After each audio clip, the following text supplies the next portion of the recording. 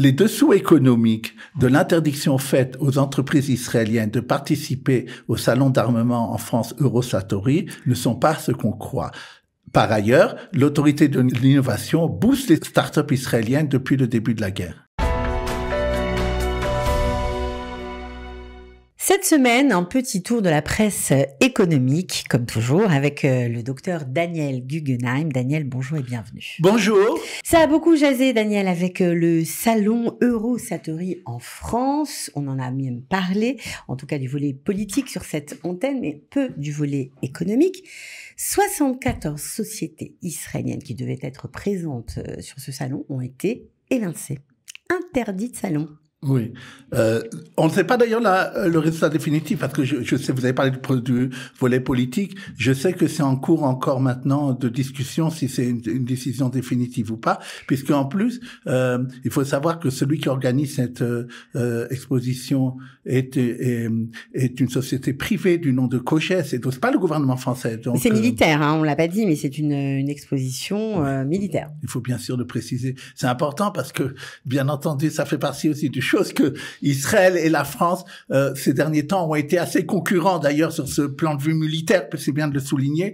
Israël a beaucoup raflé, qu'on peut dire le mot, de demandes de la part de pays européens de marché, et ça n'a pas obligatoirement fait plaisir à la France qui veut une défense européenne. Ça revient. Alors ça veut dire quoi? Ça veut dire que c'était une espèce de ce boycott anti-israélien, c'est une façon déguisée de diminuer la concurrence israélienne?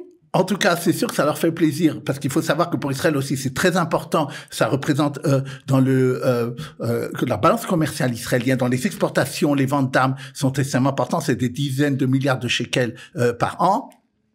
Et en France également. Et en France, en plus, là, ils ont été dégradés, ils ont de la dette. Et donc, des fois, on fait des choses et on sait que ça arrange aussi à ce niveau-là. Je dirais, c'est peut-être une des choses qui a joué aussi. Mais je pense qu'il faut souligner, puisqu'il y a un côté économique à la chose.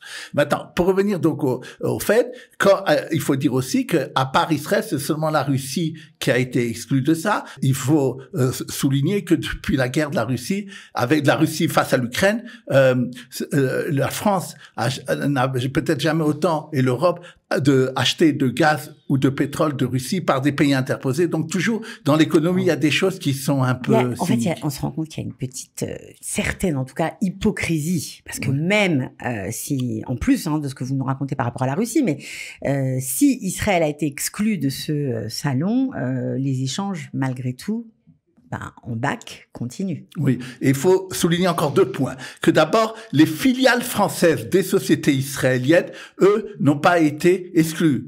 De quoi il s'agit? Elbit, Tassia Avirit, ça veut dire l'industrie de l'aviation, et Raphaël, sont d'ailleurs les plus grandes en Israël au point de vue défense. Eux ont des filiales en France, et eux, ils ont le droit de participer à ce salon Eurosatory. Donc eux seront présents. Le fleuron de l'industrie militaire israélienne sera là. Voilà. Donc ça change rien.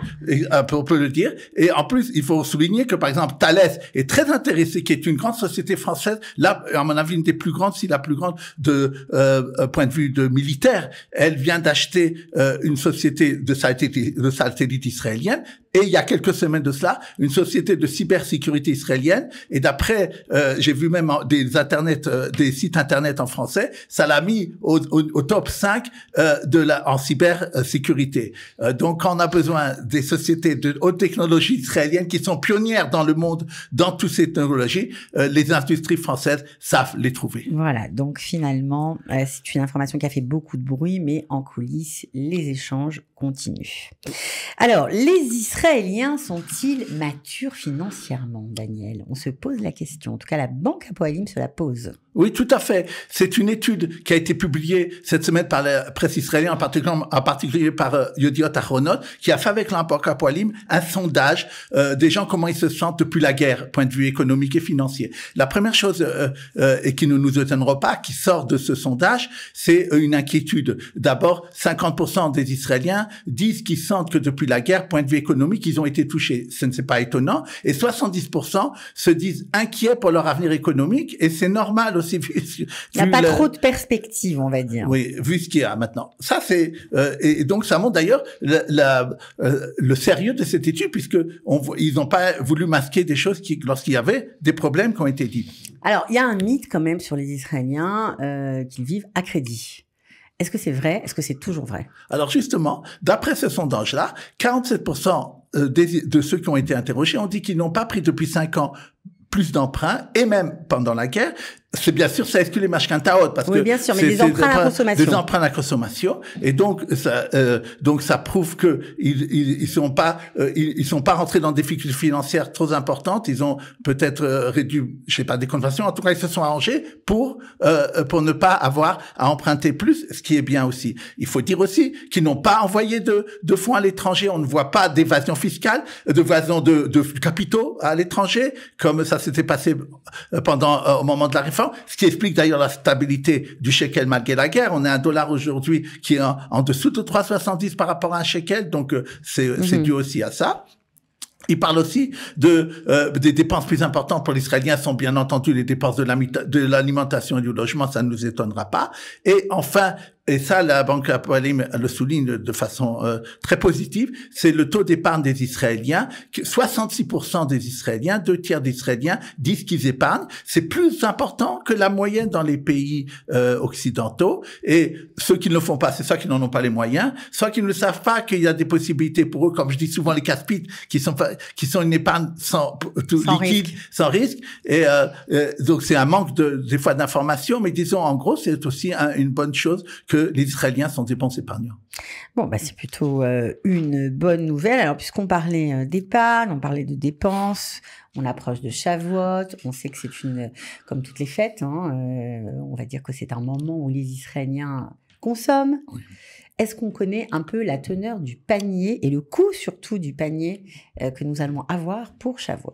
Oui. La Moatzat Tzarkanut, on pourrait traduire le comité qui est des consommateurs, donc qui publie des études objectives sur ce qui se passe au niveau du coût, a dit la chose suivante. Ils ont remarqué que depuis Shavuot dernier, les prix comme vous dites, du panier de la ménagère au moment de Shavuot était fait, mais spécialement Shavuot, on va voir sur le lait, ont augmenté de 6%. Donc c'est plus que l'inflation générale qui est autour de 3%. Et on le sait que l'inflation alimentaire est plus importante, ça ne nous étonne pas.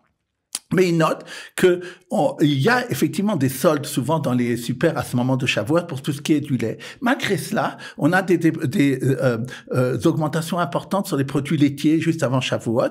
Et par exemple, ils ont dit que les fromages ont augmenté de 8%, le lait de 9%, le beurre de 11%. Celui qui a la prime qu'on utilise, je pense aussi à Shavuot et que l'Israélien adore ça, c'est l'huile d'olive. Et il a augmenté de 35%. Et ça, on sait que c'est pas seulement un phénomène israélien, mais c'est un phénomène global. Et ils disent d'ailleurs que par rapport à l'étude qui était juste avant Pessah, ils avaient fait la même étude pour voir où on en était, ils disaient que ça a augmenté de 2% les prix, même depuis ce moment-là. On n'est pas on est bien loin de tout ça. Donc on parle de 6%, mais en fait on se rend compte que sur certains produits, on est bien au-delà. Tout à fait, puisque c'est pourquoi les gens ont l'impression que la vie a énormément augmenté. Oui, vous faites bien de le dire parce qu'ils basent leur étude sur 770 produits, donc on a pris seulement quelques-uns des produits, et ils disent d'ailleurs chaque fois ils regardent quel est le supermarché ou la chaîne commerciale la moins chère en ce moment. Alors ils disent que d'après on parlait donc de ce qui se passait cette semaine, je sais pas encore jusqu'à la semaine prochaine.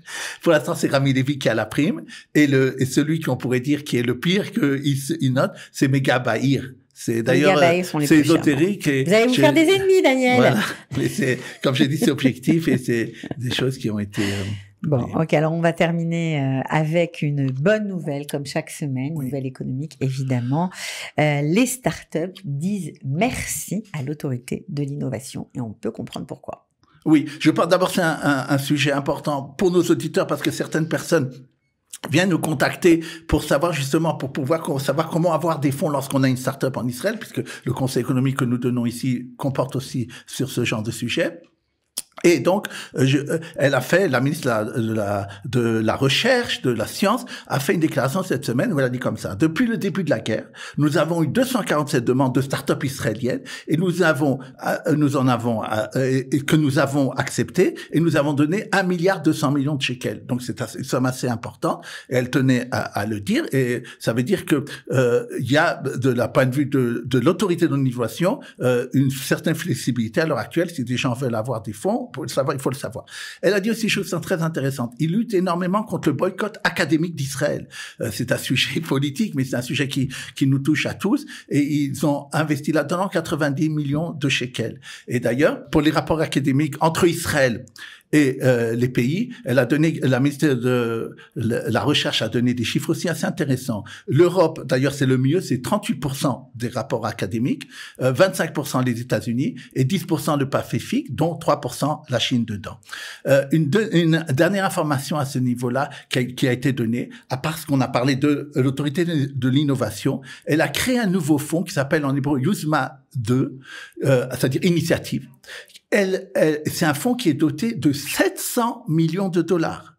Et c'est un fonds qui va être donné aux institutionnels pour les inciter à investir dans la haute technologie israélienne. Et donc c'est quelque chose de nouveau, et c'est encore une autre façon pour les startups de trouver des fonds. Voilà, et c'est très important parce que ça peut aider. On sait qu'il y a beaucoup d'entrepreneurs qui ont fait leur ALIA et qui cherchent parfois des façons de trouver des fonds. On espère qu'on vous aura peut-être un peu aidé sur ce plan.